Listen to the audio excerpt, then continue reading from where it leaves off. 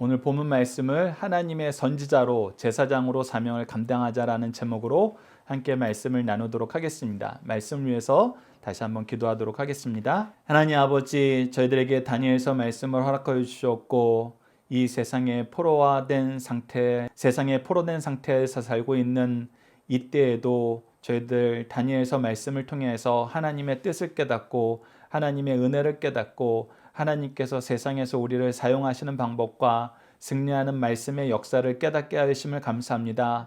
저희들 다니엘서 말씀을 저희 가슴 깊이 묵상하며 새겨놓고 이 말씀으로 저희들 이 세상을 살아나갈 수 있도록 인도하여 주셨고, 다니엘과 세 친구에게 허락하셨던 하나님 말씀의 승리, 하나님이 말씀으로 우리를 세우신 일꾼의 삶을 우리에게도 허락하여 주셨고, 우리도 이 삶을 기뻐하며 감사함으로 누릴 수 있도록 하나님 역사하여 주시옵소서. 함께 하심을 믿사오며 예수님 이름으로 기도드리옵나이다. 아멘. 오늘 말씀을 나누기 앞서 우리가 함께 묵상할 말씀, 여러분들이 설교 시간 함께 생각해 볼 문제를 하나씩 보도록 하겠습니다. 우선 첫 번째 문제 함께 읽어보겠습니다. 시작.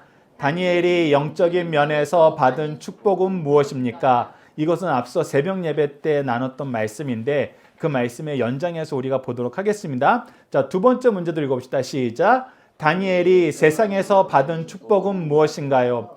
우리가 보게 되면은 우리가 영적으로만 축복받는 게 아니라 세상적으로도 하나님이 축복하십니다. 그런데 하나님이 축복하셨다는 거하고 사람들이 생각하는 복하고 좀 다를 수 있어요. 하나님이 생각하시는, 하나님이 우리에게 주시는 복은 무엇이냐? 이 복이야말로 변하지 않는 거, 영원한 거, 거룩한 것입니다. 그래서 우리는 우리 기준으로 이게 복이야 라는 것보다는 하나님의 기준으로 복이 무엇인지 알아야 됩니다. 영적인 것도 육적인 것도 마찬가지입니다. 여러분들이 먼저 새벽 예배와 연결해서 이 내용도 잠시 확인하고 오늘 본문 말씀으로 들어갔으면 합니다. 자, 세 번째 문제입니다. 시작. 다니엘은 예레미야 선지자를 통해 주신 말씀을 통해 회복을 깨달았는데 왜 비꿈과 감사의 기도보다는 회개의 기도를 먼저 드렸나요? 자, 우리가 3절 말씀을 보면은 이 하나님의 회복을 깨달은 사람이 금식하고 베옷 입고 죄를 뒤집었어요. 이거는 회개의 기도의 전반적인 특징입니다. 왜 그랬는가? 우리가 왜 그랬는지 알아야지 우리도 이러한 기도를 드릴 때가 있다. 우리 생각과 사상과 정반대되게 회개의 기도가 필요할 때가 있다. 우리가 그것을 알고 실천하는 제사장적인 신앙을 가졌으면 합니다. 네 번째 문제 봅시다. 시작. 다니엘은 하나님이 어떤 분이심을 고백하나요? 믿음의 고백이 무엇인지 아는 것이 중요하고, 다섯 번째 마지막 문제입니다. 시작. 하나님은 어떤 사람의 어떤 기도를 응답하시나요? 어떤 사람의 어떤 기도, 4번 문제와 연결되는 건데 여러분 이 내용도 여러분들이 묵상해 주시고 또 예배 후에 함께 나누는 시간 가지도록 하겠습니다. 자, 오늘 본문 말씀도 저희들이 크게 두 단락으로 나눠서 보고자 합니다. 첫 번째는 1절에서 2절로 주님의 은혜 안에 살게 하심을 감사하자. 특히 우리가 은혜 안에서 선지자의 사명을 가진 걸 감사하자. 그래서 은혜 안에 살게 하셨다는 의미는 무엇이고 선지자의 사명을 가지게 하셨다는 건 무엇인지 우리가 오늘 본문 말씀을 통해서 우선 확인하도록 하겠습니다. 우선 우리가 먼저 살펴봐야 되는 것은 다니엘서 8장 26절로 27절 오늘 새벽 예배 말씀입니다. 함께 읽어보도록 하겠습니다. 시작. 이미 말한 바 주야에 대한 환상은 확실하니 너는 그 환상을 간직하라. 이는 여러 날 후의 일임이라 하더라. 이에 나 다니엘이 지쳐서 여러 날 앓다가 일어나서 왕의 일을 보았느니라. 내가 그 환상으로 말미암아 놀랐고 그 뜻을 깨닫는 사람도 없었느니라. 간략하게 오늘 새벽 예배 말씀 요약해드리면 우선 26절의 노란색 부분, 환상은 확실하다. 하나님의 말씀은 확실합니다. 그래서 우리가 하나님의 말씀은 전능하신 하나님께서 계획하신 바를 이루시기 때문에 하나님 말씀으로 살면 됩니다. 하나님 말씀이 이루어질 것으로 믿고 살면은 우리의 행동과 태도가 분명해집니다. 흐릿해지거나 이러거나 저러거나 왔다 갔다 방황하지 않게 돼요. 그래서 우리는 하나님의 말씀을 기준으로 살아야 되고, 하나님께서 우리에게 무엇을 명령하냐면 너는 이 환상을 간직하라. 이 간직하라는 것은 열심히 배우고 가르칠 준비를 하라는 것입니다. 그리고 여러 날 후의 일임이니라 라고 얘기하면서 다니엘은 이미 이 말씀을 받을 때 노년이었어요. 이제 젊었을 때 다니엘이 아닙니다. 노년이었어요. 그리고 아직 바벨론이 멸망하기 전이에요. 근데 바벨론이 멸망한 다음에 메데아 바사가 일어나고, 하나님이 8장 말씀에서 주셨던 것은 이 메데아 바사가 멸망한 다음에 나타나는 헬라 때 일어나는 일이에요. 그러니까 이때까지 다니엘이 살아있을 거라는 것은 우리가 일반적인 상식으로는 기대하기 어려워요. 그런데 이것이 여러 날 후의 일이다 라고 얘기하면 이거 나하고는 상관없는 일이네? 내가 살아있을 때는 일어나지 않을 일이네? 우리가 이렇게 생각하면 안심이 되면서도 때로는 어떻게 되냐면 무관심해져요. 그런데 하나님은 여러 날 후의 일이다 라고 얘기하면서 잘 간직해. 이 얘기는 뭐냐면 야 이거 너만 간직하면 안 돼. 너한테 간직하라고 얘기한 이유는 뭐다? 너를 통해서 네 후손들이 이 말씀 배워야 돼. 이 말씀 간직하고 있어야 돼. 그러니까 여러 날 후의 일임이라는 것에는 우리가 무슨 뜻이 있냐면 이거 잘 가르쳐야 된다. 잘 가르쳐서 네 자손의 자손들이 계속 이거 계승해야 된다. 자손이 없으면 제자의 제자까지 이거 잘 계승돼야 된다. 그래서 우리가 영적인 사명을 가졌다는 건 무엇이냐면 하나님의 말씀을 받고 하나님의 말씀을 믿는 믿음 안에서 이것을 잘 배우고 잘 가르치는 것. 이것이 우리가 영적으로 받은 사명이라는 거예요. 그리고 세상에서 받은 사명이 있었어요. 아니 이 정도 됐으면은 이제 바벨론은 곧 멸망할 거예요. 다니엘에서 4장과 5장 사이의 갭을 통해서 우리가 확인했던 것처럼 4장 느부갓네살이 통치할 때는 나라의 가장 큰 어른으로 대접을 받았어요. 근데 벨사살 왕 때에는 한직으로 물러간 것으로 보여요. 잔치상에 다니엘이 없었어요. 그러면 그냥 한직에 물러난 거 나이도 좀 있고 하나님의 말씀도 받았는데 나 그냥 이제 하나님 말씀만 열심히 연구하면서 살래. 하나님 말씀만 열심히 가르치면서 살래. 사실 다니엘이 그러지 못할 이유가 뭐예요? 근데 그러지 않고 다니엘은 어디로 가요?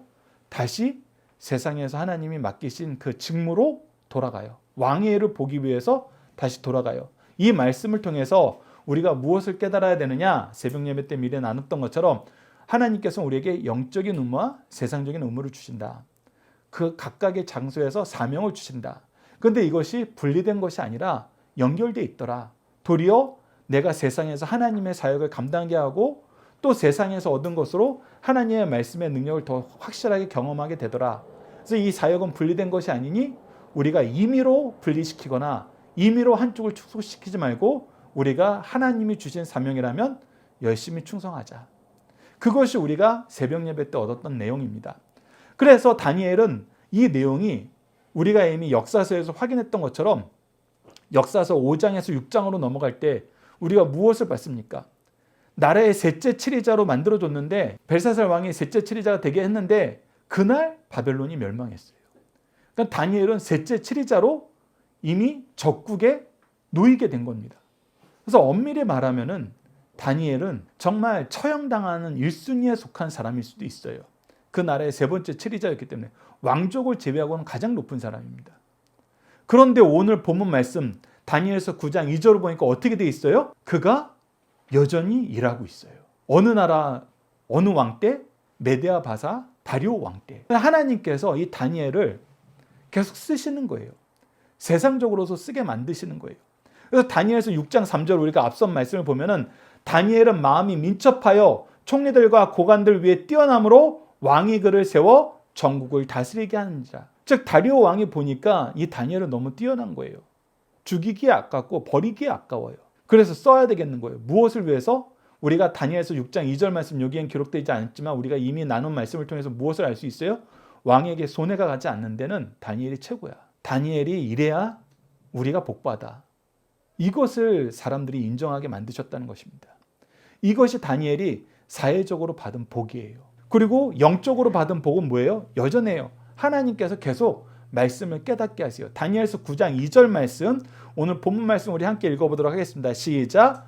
곧 그 통치 원년에 나 다니엘이 책을 통해 여호와께서 말씀으로 선지자 예레미야에게 알려주신 그 연수를 깨달았나니 곧 예루살렘의 황폐함이 70년 만에 그치리라 하신 것이니라. 이 다니엘이 영적으로도 육적으로도 세상적으로도 신앙적으로도 계속 깨어 있는 거예요.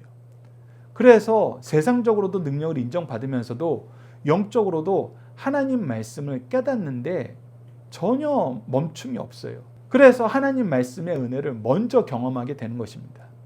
이것이 하나님이 주신 복이라는 거예요. 하나님의 주신 복을 다시 한번 요약을 하면 시편 128편 2절과 고린도전서 12장 4절로 7절을 통해서 우리가 확인할 수 있습니다. 우선 세상적으로 복은 뭐다? 내가 내 손이 수고한 대로 먹을 것이라. 내가 복되고 형통하리라. 우리에게 수고할 일터가 있고 이 수고할 일터를 통해서 그 결실로 우리의 수고의 결실로 복을 누리는 것, 그것이 하나님이 우리에게 주시는 세상적인 복이다. 이 얘기를 하면 이제 우리가 세상에서는 우리가 이거 정말 좋은 거야 라는데 우리는 받아들이지 못할 복이 한 가지가 있어요. 어떻게 보면 두 가지가 대표적인 복이에요. 세상 사람들이 원하는 대표적인 복. 부자들이 대표적인 원하는 복이 뭔지 아세요, 여러분들? 건물 하나 지어서 건물에서 월세 받으면서 사는 거. 제가 아는 형님도 예전에 그 얘기를 한 적이 있어요. 내가 30개 있는 건물을 하나 사가지고 30개의 점포를 임대를 준 다음에 그 30개 점포에 월세 받는 날을 다 따로 해가지고 나는 뭐하러 다닐 거냐면 계좌로 입금 안 받고 그 월세 받는 날 그 점포 방문해가지고 그 사람들의 민원 들어주고 그 사람들하고 얘기하면서 지낼 거야. 그래서 나는 그 사람들을 관리하는 게 내 일이 되었으면 좋겠어. 사실 우리가 그냥 속된 말로 얘기하면 월세 거두러 다니는 게 내 일이 있으면 좋겠어 라는 얘기예요. 근데 그게 그 형님만 얘기한 게 아니었어요. 지금도 건물주, 하나님의 건물주라고 얘기할 만큼 하나님 믿는 것보다 건물 하나 가지고 있는 게 더 뛰어나다고 얘기하는 것이 우리 사회 통념으로 얘기될 만큼 하나님의 건물주라는 게 보편화되어 있어요. 그리고 그 건물을 갖지 못하는 사람들 뭐가 됐으면 좋겠다 그래요? 복권 당첨됐으면 좋겠다. 복권 당첨 안 되나? 이 얘기는 둘 다 우리가 이제 우리는 가져서는 안 되는 복의 기준이에요. 왜 그래요? 바로 이 시편 128편 2절 때문에 그래요. 우리는 수고로 복을 누려야 된다. 이래서 복을 누리는 것이 하나님께서 우리에게 주어진 복의 기준이다. 특히 세상적인 복의 기준이다. 그래서 우리는 일하게 하심을 감사하자. 일하게 하심으로 열매 맺게 하심을 감사하자. 더 나아가서 요셉의 고백을 통해서 창세기 50장 요셉의 고백을 통해서 우리가 뭘 보냐면 내가 수고하여서 내 자손의 자손까지 기르자. 내가 수고한 것으로 내 자손들을 복받게 한다면, 내 자손을 기를 수 있다면 이것만큼 복된 게 없다. 이게 하나님이 세상적으로 우리에게 얻게 하신 복이다. 영적으로는 무엇이 복이냐? 하나님께서 우리에게 은사를 주시고 직분을 주시고 사역, 즉 사명을 주셨다. 어디에서? 교회에서, 믿음의 가문에서, 이 세상에서. 이거를 통해서 우리에게 무엇을 이루려 하신다? 각 사람에게 성령을 나타내심은 유익하게 하려 한 것이다. 사람들에게 복되게 한다. 그러니까 우리에게 주신 은사가 무엇인지 알 수가 없어요. 우리가 봉헌 기도에는 세 가지로 나누죠. 시간과 재능과 물질. 이 세 가지 영역으로 나눠서 이 은사를 얘기를 하는데 이 은사도 우리가 하나님이 주신 것이고 이것을 통해서 하나님의 복을 전하는 통로가 되어야 된다. 우리가 교회에서 받은 직분도 이 복의 통로가 되어야 된다. 우리가 평생을 걸쳐서 하나님이 우리에게 행하라 하신 그 사역, 사명도 사실은 무엇이다? 하나님이 우리를 통해서 세상을 복되게 하시려는 그 축복의 역사다. 그래서 우리가 교회 안에서 은사, 직분, 사명을 받을 때에는 항상 이것은 하나님께서 우리를 통해서 하나님의 복을, 하나님의 일의 유익을 세상 사람들에게 알리려 하는 것이다. 그 태도를 가지는 것이 우리가 영적으로 복받은 사람들이란 거예요. 근데 우리가 교회가 이제 세상에서 오래 살다 보고 세상의 질서가 너무 고착화되다 보니까 착각하는 게 있어요. 교회에서 제일 높은 사람 누구예요? 라고 물어보면 우리가 주일학교 때 이 질문 되게 많이 해요. 아이들한테 그거 가르치려고. 교회에서 제일 높은 사람 누구죠? 그러면은 제가 이전에 있던 교회에서는 한 녀석이 그래요. 왕 목사님이에요. 왕 목사님. 담임 목사님이란 말이 힘들어서 왕 목사님이라고 불렀어요. 그러니까 그러면 성도들 중에 제일 높은 사람 누구예요? 장로님이요, 장로님. 근데 아니라는 거예요. 아니라는 거예요. 교회에서 높으시고 존귀받을 분은 예수 그리스도 삼위일체 하나님 오직 한 분이에요. 우리는 다 그의 종이고 오히려 은사 받은 사람, 직분 받은 사람, 사명 속에 있는 사람들은 뭐 하는 사람이다? 오히려 섬기는 사람이다. 오히려 수고하는 사람이다. 오히려 주는 사람이다. 먼저 주는 사람이에요. 그래서 하나님이 우리를 기르신 대로 먼저 사랑하고 더욱 사랑하고 끝까지 사랑하는 것. 그것이 영적으로 복받은 사람들의 삶의 모습이다. 그래서 우리가 복은 받아놓고도 이 복을 잘못 쓸 때가 있어요. 근데 그래서는 안 된다. 다니엘은 그러지 않았다. 우리에게 이 내용을 가르쳐 줍니다. 자, 오늘 우리가 지상에서의 복, 그리고 영적인 복을 보고 오늘 본문 말씀에선 더더욱 특별하게 우리가 살펴볼 것은 무엇이냐면 선지자로서의 사명을 받은 다니엘의 모습이에요. 우리가 조금 전에 읽었던 다니엘서 9장 2절 말씀을 통해서 어느 말씀을 보고 다니엘이 깨달았다고요? 선지자 예레미야의 글을 보고. 자, 그래서 우리가 오늘 본문 말씀을 이해하기 위해서는 선지자 예레미야 글을 우선 확인해야 됩니다. 굉장히 길어요. 제가 우선 25장 8절로 11절 말씀을 읽어드리도록 하겠습니다. 그러므로 만군의 여호와께서 이와 같이 말씀하시니라 너희가 내 말을 듣지 아니하였느니라. 즉 범죄하였어요. 얘기해도 깨달으라고 해도 그의 선지자를 보내도 깨닫지 않았어요. 그랬더니 하나님께서 어떻게 하셨어요? 보라, 내가 북쪽 모든 종족과 내 종 바벨론 왕 느부갓네살을 불러다가, 하나님이 느부갓네살을 뭐라고 불러요? 내 종이라고 불러요. 즉 하나님이 징계의 도구로 바벨론 왕 느부갓네살을 키우셨다는 거예요. 들어 쓰셨다는 거예요. 불러다가 뭐예요? 이 땅과 그 주민과 사방 모든 나라를 쳐서 진멸하여, 하나님 말씀을 듣고 하나님의 은혜 안에 살던 백성들이 하나님 말씀을 듣지 않자 어떻게 해요? 진멸하고 놀램과 비웃음거리가 되게 하며 땅으로 영원한 폐허가 되게 할 것이라 여호와의 말씀이니라. 즉 너희들이 느부갓네살을 통해서 심판받게 된다. 하나님의 징계를 받게 된다. 그래서 어떤 삶을 살게 된다? 내가 그들 중에서 기뻐하는 소리와 즐거워하는 소리와 신랑의 소리와 신부의 소리와 맷돌 소리와 등불빛이 끊어지게 하리니. 즉 우리가 일상적인 모든 즐거움이 사라지게 만든다는 거예요.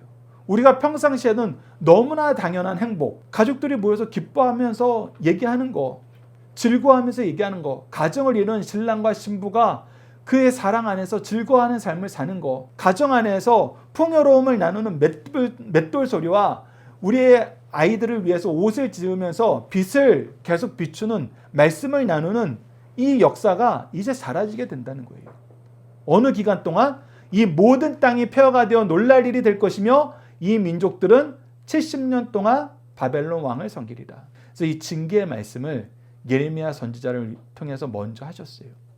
그래서 다니엘은 이 징계를 합당한 것으로 알고 다니엘과 세 친구는 이 징계에 의한 벌은 다 받았어요. 그러나 무엇은 거부했었어요? 하나님 외에 다른 신에게 예배드리는 건 거부했었어요. 그런데 예레미야 말씀을 보면은 놀라워요.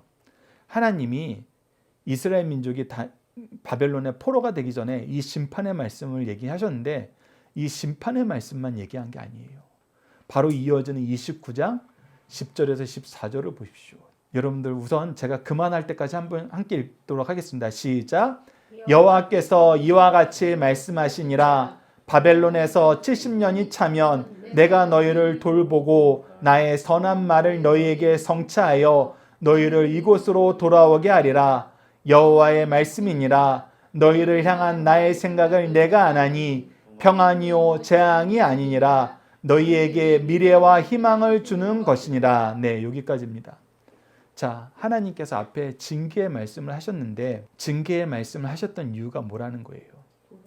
네, 너희들에게 이 일을 하는 것은 평안이요 재앙이 아니라, 재앙으로 끝나는 것이 아니라 평안으로 인도하기 위한 것이다. 너희들에게 도리어 미래의 희망을 주는 것이다. 내가 너희들을 징계하지 않으면 너희들이 희망이 없어. 여러분도 우리가 모르고 살면은 아주 간단한 것도 희망 없이 살 때가 있어요. 우리가 아스피린이란 항생제가 개발되기 전에는 정말 아무것도 아닌 열로 많은 아이들이 죽었어요. 근데 아스피린이라는 약이 딱 발생되고 나자 이것이 있는 걸 아는 사람들은 살았어요. 근데 여전히 이 약이 있는지 모르는 사람들은 모르는 상태에서 죽었어요. 그러니까 우리가 하나님의 말씀과 하나님의 징계는 우리에게 희망과 생명을 주기 위한 것이고 평안으로 인도하시는 거예요. 죄악은 내가 원하는 대로 하니까 다 이루어지는 것 같지만 사실 그 안에는 괴로움과 죽음밖에 안 남아요. 그래서 그 끝은 멸망이에요. 그러나 하나님의 역사는 평안과 희망이에요. 그것이 하나님의 선한 뜻이고 이 선한 뜻을 성취하시겠다고 미리 얘기해 주신 거예요. 징계도 받기 전에 회개하지도 않는 그 완악한 민족들에게 그러면서 뭐라고 얘기하시냐면 너희가 내게 부르짖으면 내게 와서 기도하면 내가 너희의 기도를 들을 것이요 너희가 온 마음으로 나를 구하면 나를 찾을 것이요 나를 만나리라. 그때 너희들이 나에게 기도할 때 나 외면하지 않을 거야. 나 여전히 너희들 지켜보고 있어. 너희와 동행하고 있어. 이때에도 은혜를 더하시고 능력을 더하시는 거 이미 다니엘과 세 친구를 통해서 확인해 주셨잖아요. 다니엘은 그 역사의 주인공이었어요. 다니엘 주위에 있는 사람들은 이 역사를 확인하고 같이 이 복을 누리는 사람들이었어요. 그러니 이 말씀을 깨달았을 때 이 말씀에 의심이 없죠. 그렇습니다, 하나님. 그렇습니다, 하나님. 그래서 우리에게 약속받은 게 뭐예요? 이것은 여호와의 말씀이라 나는 너희들을 만날 것이며 너희를 포로된 중에서 다시 돌아오게 하되 내가 쫓아보내었던 나라들과 모든 곳에서 모아 사로잡혀 떠났던 그곳으로 돌아오게 하리라. 이것은 여호와의 말씀이니라. 우리가 아침에서 얘기했던 것처럼 하나님은 전능하시고 신실하신 분이기 때문에 그 말씀에 거짓이 없으세요. 그 계획이 이루지 못하실 것이 없어요. 그래서 이것은 여호와의 말씀이니라 라고 선언하시는 건 뭐냐면 이거 반드시 이루어지는 일이야. 반드시 이루어지는 일이야. 즉 다니엘이 무엇을 깨달은 거예요? 이 말씀을 보고 하나님 드디어 이때가 왔군요. 이 70년이 왔습니다. 70년이 지났습니다. 이제 우리의 회복의 때가 오게 되었군요. 하나님 이 말씀을 나에게 미리 깨닫게 하신 거, 먼저 깨닫게 하신 거 감사합니다. 여러분은 그러면 생각을 해보세요. 70년 동안 포로로 있었어요. 우리가 일제 치하보다 훨씬 더 긴 기간이에요. 그런데 이것이 회복된다고 얘기를 들으면 우리의 감정, 우리의 상태는 어떨까요? 엄청 기뻐하게 되죠. 우리가 대한독립 만세를 외쳤던 사람들 그 영상자료나 사진자료를 보면은 얼마나 놀라웠는지 얼마나 기뻐했는지 그 모습을 보게 돼요. 그런데 오늘 본문 말씀은 좀 달라요. 우리가 두 번째 단락 3절로 4절을 민족을 위해 회개기도하는 다니엘 제사장의 사명을 봅시다. 앞서 우리가 선지자의 사명은 뭐냐면 하나님께서 나에게 말씀을 주신 것을 먼저 경험하고 깨닫게 되었을 때 우리가 선지자로서의 사명을 감당하게 돼요. 이 말씀을 뭐 하게 돼요? 이제 전하게 돼요. 선포하게 돼요. 나누게 돼요. 이것이 선지자의 사명이에요. 근데 제사장의 사명은 조금 달라요. 오늘 제사장의 사명을 바로 다니엘서 9장 3절에서 보여줍니다. 우리 다니엘서 9장 3절 말씀 함께 읽겠습니다. 시작. 내가 금식하며 베옷을 입고 죄를 덮어쓰고 주 하나님께 기도하며 간구하기를 결심하고. 아니 사실 우리가 앞서 말씀을 확인했으면 예레미야 말씀을 확인했으면 우리가 대한독립 만세를 외쳤던 것처럼 기쁨의 소식을 외쳐야 되는데 다니엘은 정반대 행동을 합니다. 특히 이 부분에 대해서 요나서 3장 6절로 9절 니느웨 왕이 그들이 회개 기도를 할 때 했던 행동하고 보면은 동일해요. 제가 읽어드리겠습니다. 그 일이 즉 요나가 니느웨 성에서 하나님의 심판을 선언하자 이 사람들이 회개를 하니까 니느웨 왕이 백성들이 회개하는 모습을 보고 자기도 따라서 회개하면서 이 회개를 공식화시킵니다. 그럴 때 선언한 말씀이에요. 그 일이 니느웨 왕에게 들리매 왕이 보좌에서 일어나 왕복을 벗고 굵은 베옷을 입고 제위에 앉으니라. 왕과 그의 대신들이 조서를 내려 니느웨에 선포하여 이르되 사람들이나 짐승들이나 소떼나 양떼나 아무것도 입에 대지 말지니 사람뿐만 아니라 짐승까지도 이 금식에 동참하라는 거예요. 곧 먹지도 말 것이요 물도 마시지 말 것이요 사람이든지 짐승이든지 다 굵은 베옷을 입을 것이요 힘써 무엇해요? 하나님께 부르짖을 것이며 각기 악한 길과 손에서 행한 강포를 떠날 것이니라. 하나님을 부르짖고 너희들의 죄를 회개하면서 죄에서 돌이켜라. 단순히 외치라는 게 아니에요.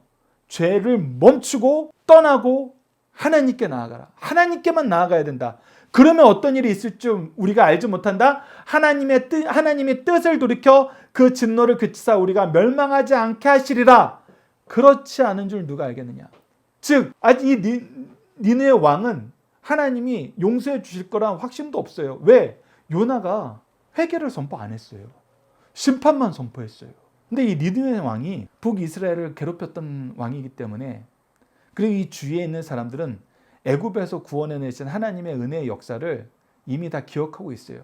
그래서 그들이 믿는 그들의 나라는 작아도 그들의 믿는 신은 작지 않아. 이걸 알아요. 역사에서 도무지 이길 수 없는 전쟁의 승리를 하나님이 이스라엘 민족에 허락하신 것을 이들이 알아요. 그러니 이 하나님께 우리가 용서를 빌면은 용서해 주지 않을까. 왜? 이스라엘 민족이 이렇게 살았거든요. 그래서 이 회개의 약속은 받지도 않은 상태에서 회개하자 그런 거예요. 구원해 주시리라. 그렇지 않을 줄 누가 알겠느냐. 그런데 어떻게 하셨어요? 용서해 주셨어요. 그래서 오늘 본문하고 연결해 보면 금식하는 거, 베옷을 입는 거, 죄를 뒤집어 쓰는 거, 이것은 어떤 표현이냐면 회개의 표현이에요. 그러면 우리가 이제 여기서 살펴봐야 되는 거예요. 왜 다니엘은 이 기쁨의 소식을 듣고 회개를 먼저 했는가? 왜 이것이 필요했는가? 이것이 필요한 이유도 우리가 말씀에서 발견할 수 있습니다. 열왕기상 8장을 보면은 이 열왕기상 8장은 여러분들이 장수는 기억해 두시는 게 좋습니다. 이것이 어떤 말씀이 기록되어 있냐면 하나님께서 다윗이 자기의 성전은 커졌는데 하나님의 장막은 여전히 이 텐트에서 지내는 걸 보고 무엇을 결심해요? 제가 하나님의 성전을 건축하게 해주십시오. 근데 하나님이 이것을 너무나 기뻐하지만 막으세요. 왜? 너는 피 흘리는 왕이다. 그래서 네가 아니라 네 자녀를 통해서 내가 성전 건축을 허락하겠다. 그러나 네 마음을 받아서 내가 너와 한 영원한 언약을 세울 것인데 그것이 무엇이다?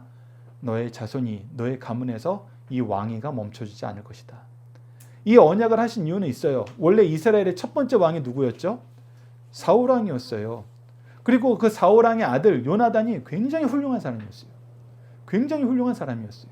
그래서 그가 왕이 되는 게 전혀 부족함이 없는 사람이었어요. 근데 하나님께서 사울 왕이 범죄함으로 무엇을 선언하였어요? 그 왕위가 사울 왕으로부터 끝날 것을 선언하셨어요. 그리고 그 왕위를 누구에게 넘기셨어요? 다윗에게 넘겼어요. 즉 1세대 만에 하나님께서 왕을 폐하시고 다른 사람에게 넘겼어요.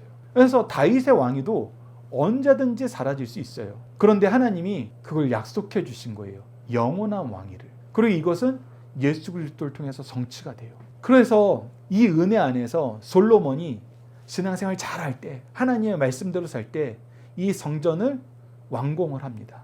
완공을 하고 이 성전을 하나님께 봉헌하면서 드린 감사의 기도가 바로 이 열왕기상 8장 말씀이에요. 그래서 여러분들 사울 왕과 다윗의 이야기는 사무엘 상하에 기록되어 있고 왕들의 이야기는 여러분들 왕들의 이야기는 솔로몬부터 시작되는 걸 기억하면서 첫 번째 왕인 이 솔로몬 이야기가 전반절에 배치되어 있다. 여러분들 이건 기억해 놓으시고 특히 8장이 성전을 헌당할 때, 낙헌식할 때 드렸던 기도의 내용인데 그 기도의 내용에 다니엘이 왜 예루살렘 성전을 향하여 기도했는지 그 내용을 여러분들에게 소개할 때 사실 이 일부를 소개했었어요. 그 내용을 우리가 좀 더 포괄적으로 보도록 하겠습니다. 열왕기상 8장 46절 50절 제가 읽어드릴게요.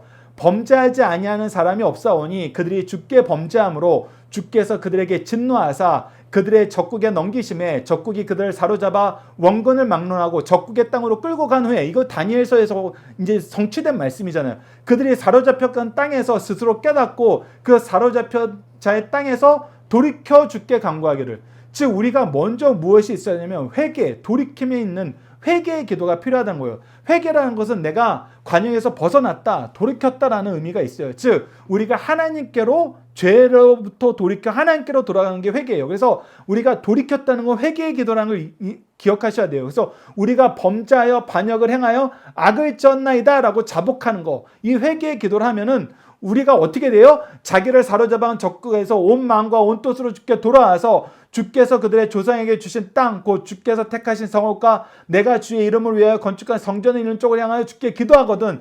즉 이 하나님께 돌이키고 하나님께 기도하고 하나님의 성전을 향하여 내가 기도하기 시작하면은 어떤 일이 생긴다? 주는 계신 곳에서 그들의 기도와 간구를 들으시고 그들의 일을 돌아보시며 주께 범죄한 백성을 용서하시고 주께 범한 그 모든 허물을 사하시고 그들을 사로잡혀간 자 앞에서 그들로 불쌍히 여김을 얻게 하사 그 사람들로 그들을 불쌍히 여기게 하옵소서.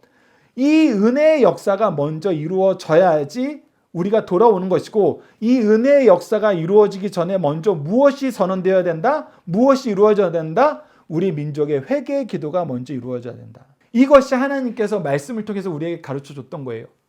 그래서 다니엘이 예레미야 선지자를 통해서 회개했다가 말씀을 보고 먼저 무엇을 대표로 하는 거예요? 이 회개의 기도를 먼저 하는 거예요. 왜? 하나님이 이 회개의 기도가 있을 때 우리의 기도를 들으시고 회복해 주신다고 약속하셨거든요. 여러분은 이 내용을 우리가 잘 아셔야 됩니다. 하나님의 계획은 반드시 성취돼요. 그래서 70년 후에 회복되는 역사는 반드시 성취됩니다. 그런데 하나님이 이 일을 성취하실 때에는 항상 기억하셔야 돼요. 하나님이 주의 일꾼을 통해서 이 일을 이루시길 기뻐하세요. 그때 주의 일꾼은 무엇을 해야 되느냐? 하나님의 말씀에 근거하여서 기도해야 된다는 거예요. 하나님의 말씀에 근거하여 기도해야 되기 때문에 다니엘은 무엇을 한 거예요? 회개의 기도를 먼저 한 거예요. 왜? 이 회개의 기도가 있을 때 하나님께서 우리의 기도를 들어주신다고 했기 때문에. 그리고 이 회개의 기도는 영적인 제사장들이 가장 중요하게 여기는 겁니다. 제가 이 가문의 제사장으로 욥이 자기 자녀들을 위해서 한 기도, 자주 여러분들에게 소개해드린 기도죠. 욥기 1장 5절 말씀 우리 함께 읽어봅시다. 시작. 그들이 차례대로 잔치를 끝내면 욥이 그들을 불러다가 성결하게 하되 아침에 일어나서 그들의 명수대로 번제를 드렸으니 이는 욥이 말하기를 혹시 내 아들들이 죄를 범하여 마음으로 하나님을 욕되게 하였을까 함이라. 욥의 행위가 항상 이러하니라. 즉 욥의 자녀들이 자기네들끼리 모여서 잔치를 해요. 생일잔치를 하고 친목의 잔치를 하고 사랑의 교제를 나눠요. 그랬는데 이 교제, 이 즐거운 일이 끝나고 난 다음에 욥은 항상 그 자녀들이 자기의 권속 안에서, 자기의 통치 안에서, 자기의 수고 아래에서 복을 노리는 걸 중요시 여기고 그걸 베풀지만 그것보다 더 중요하게 여기는 거. 더 중요하게 여기는 건 뭐예요? 하나님과의 관계예요. 죄를 지어서 하나님과의 관계가 망가지면 안 되고 하나님과 멀어지면 안 돼. 그래서 나는 항상 내 자녀들이 내 수고 안에서 평안을 누리는 것도 중요하지만 더 중요한 건 무엇이다? 너희들이 하나님께 범죄하지 않은 상태, 범죄했어도 그것을 회개하고 번제를 통해서 회개의 기도를 드리는 삶이 더 중요해 해가지고 무엇을 집례하는 거냐면 회개의 예배를 집례하는 거예요. 회개의 예배로 이끌어주는 거예요. 그러니까 이것이 지금 현재 우리의 삶하고도 연결이 된다는 것입니다. 우리가 평일날은 우리가 수고한 것을 우리 자녀를 양육하는 거 너무 중요해요. 근데 이거보다 더 중요한 건 뭐냐면 우리가 주일은 주회전으로 데리고 나와서 이곳에서 하나님 말씀으로 하나님과 하나 되는 거, 즉 필요할 때는 회개의 기도를 하고 하나님의 말씀을 듣고 하나님과 동행하는 삶을 살게 하는 게 더 중요하다는 거예요. 그것을 욥을 통해서 우리에게 보여주고 있어요. 그리고 그것을 감당하는 영적인 지위를 우리가 뭐라고 부르냐면 제사장이라고 부르는 거예요. 죄의 문제에 대해서는 내가 제일 민감한 거예요. 내 자녀의 죄의 문제를 내가 책임져야 된다고 생각하는 거예요. 우리 민족의 죄의 문제를 다니엘이 책임진다고 생각하고 다니엘이 먼저 회개기도 하는 거예요. 여러분 다니엘을 보면 알다시피 다니엘은 범죄하고 관관이 없는 사람이었어요. 그가 왜 회개기도를 해야 돼요? 근데 왜 한 거예요? 하나님이 세우신 제사장으로서 한 거예요. 욥이 자기 가문을 위해서 했던 것처럼 다니엘은 자기 민족을 위해서 한 겁니다. 그래서 여러분들 이 신앙이 너무나 중요해요. 특히 우리가 영적으로 부모되고 스승되고 선생되고 먼저 되었을 때는 이 제사장적인 신앙이 굉장히 중요합니다. 이것을 통해서 우리가 무엇을 경험하는 거냐면 이 영혼을 하나님이 나에게 맡기셨다. 이 영혼을 하나님이 나에게 은혜로, 축복으로, 열매로 주셨다. 이것을 경험하게 되는 거예요. 그래서 우리가 자녀를 기르는 거, 하나님 말씀대로 기르는 거, 바로 이 제사장의 사명으로 기르는 것이 반드시 포함되어 있다. 그것을 여러분들이 기억해 주시기 바랍니다. 그리고 이제 나서 이 제사장적인 기도를 할 때 어떤 기도일 때 하나님이 응답해 주시는가, 어떤 기도였는가 했을 때 9장 4절 말씀 우리가 함께 읽어보도록 하겠습니다. 시작. 내 하나님 여호와께 기도하며 자복하여 이르기를 크시고 두려워할 주 하나님, 주를 사랑하고 주의 계명을 지키는 자를 위하여 언약을 지키시고 그에게 인자를 베푸시는 이시여. 여러분들이 좀 이해하기 쉬우라고 제가 화면에는 칼라로 이렇게 구분을 해놨어요. 우선 다니엘이 했던 거는 무엇이냐? 하나님께 기도하고 자복하는 거예요. 자복하는 건 뭐냐면 컨페스라고 해가지고 고백하는 거예요. 고백하는 거는 우리가 주일날마다 사도신경으로 고백하는 것처럼 우리의 믿음을 고백하는 거예요. 즉 우리가 기도하는 것은 무엇과 함께 있어야 되냐면 우리의 믿음의 고백과 함께 있어야 돼요. 우리가 믿음의 고백이 바로 서지 않고 기도하면은 우리가 좋아하는, 우리가 원하는 사변적인 기도를 하게 돼요. 근데 그런 기도는 사실 응답받기 굉장히 힘들어요. 어떤 기도해야 되냐면 올바른 믿음의 고백 안에서 이루어지는 기도예요. 그렇다면 다니엘이 가지고 있던 믿음의 고백은 무엇이었느냐 했을 때 여러분들이 성경 구절에서는 1, 2, 3 초록색으로 되어 있는 것이고 아래에 정리해 놓은 첫째, 둘째, 셋째입니다. 첫 번째, 크고 두려우실 주 하나님이라는 걸 통해서 우리 하나님은 크고 두려우신 분이다. 크다는 것은 전능하시다는 거예요. 한이 없으시다는 거예요. 그래서 우리 하나님에게는 한계가 없다. 그러면서 우리 하나님은 분명한 질서가 있다. 이 두 가지를 알면은 우리가 하나님을 어떻게 대해야 될지 알아요.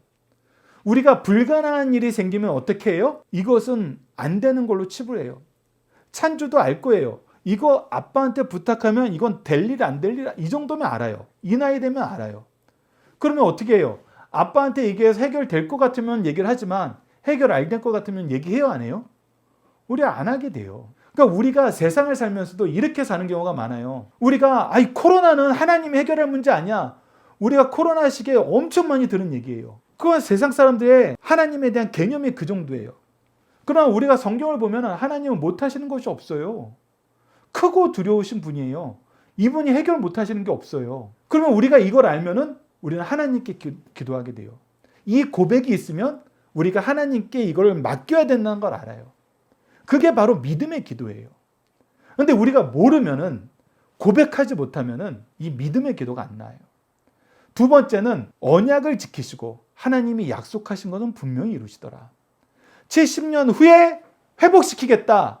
내가 이것이 내 선한 계획이고 너희들을 향한 내 마음이다 라고 얘기했으면 이건 이루어진다는 거예요. 그래서 우리가 성경을 통해서 우리가 정말 이 세상을 살 때 정말 그리스도인으로 이 세상 사는 맛이 나라고 얘기할 수 있을 때는 여러분 우리가 무엇을 잘 알 때냐면 성경에 기록된 하나님의 약속이 무엇인가를 잘 알면은 여러분 이 맛이 납니다. 하나님의 약속은 반드시 이루어지기 때문에 우리가 하나님의 약속을 근거하여 기도하면은 이 기도가 응답이 돼요. 다니엘과 세 친구가 했던 것처럼 우리의 삶의 중심이 예배가 먼저 돼야 됩니다. 하나님과의 관계가 우리에겐 가장 중요합니다 하면은 하나님이 다니엘과 세 친구에게 주셨던 은혜 주신다니까요. 예수 그리스도의 복음을 위해서 수고할 때는 예수님께서 우리와 세상 끝날까지 함께 하신다는 이 언약이 성취가 된다니까요. 성령을 통해서 우리에게 지혜의 은혜를 주시는 게 성취가 된다고요. 그래서 우리가 이 언약을 지키신 하나님을 아는 거, 성경을 통해서 이것을 발견하면서 사는 건 너무나 중요합니다.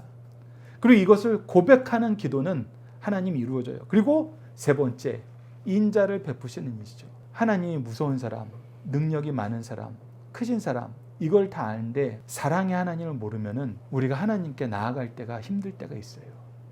우리가 부끄러울 때, 우리가 너무 자주 요구하는 것 같을 때, 면이 안 설 때 우리가 하나님께 돌아가지 못할 때가 있어요. 그러나 인자는 사랑이에요. 사랑을 베푸시길 즐거워하시는 분이라면 우리가 하나님을 찾지 않을 이유가 없고 찾지 못할 순간이 없다는 걸 알게 됩니다. 그래서 이 세 가지 믿음의 고백이 있을 때 그는 기도하게 되고 그 기도는 응답받게 됩니다. 그런데 이 믿음의 기도와 함께 응답받기 위해서는 한 가지 전제 조건이 있습니다. 우리가 믿음의 기도, 크고 두려우신 하나님, 언약을 지키신 하나님, 사랑의 하나님이라는 걸 믿고 고백하지만 이걸 믿고 입으로 고백한 걸로 끝나면 안 돼요. 무엇이 있어야 돼요? 주를 사랑하고 주의 계명을 지키는 자, 즉 순종하는 자. 예수 그리스도의 말씀이 내 삶의 기준이 되고 예수 그리스도의 말씀으로 사는 것이 내 삶의 의미가 되고 내 삶의 목표가 되었을 때, 그리고 그 믿음 안에서 살고 그 믿음으로 기도할 때 이 기도는 응답하신다는 것입니다.